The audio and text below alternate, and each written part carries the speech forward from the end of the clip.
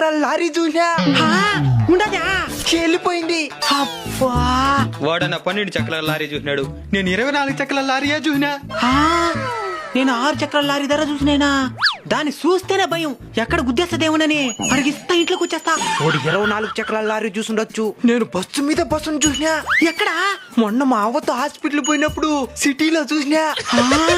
Bus మీద bus కదా, అప్పుడు కింద ఒక డ్రైవర్ పైన ఒక డ్రైవర్ ఉంటాడా? ఇంకెట్ట అనుకునేవా? లేదంటే పైన ఉండే బస్సు వచ్చి ముందర పడిపోదా? నిజమేరా. వాడు బస్సు మీద బస్సు చూసుండొచ్చు. నువ్వు ట్రైన్ చూసినావా? సోల్లా నేను చూసినా. చక్రాలు ఎన్నున్నాయి లెక్క పెడదాం అనుకున్నా. అంత లోపల వెళ్ళిపోయింది.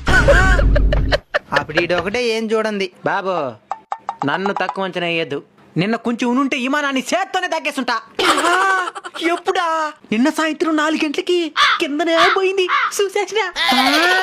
ఇప్పుడు చెప్పండి రా, విమాన సౌండ్ నిలబడుతున్నది, కిందనే పోతున్నది కదా.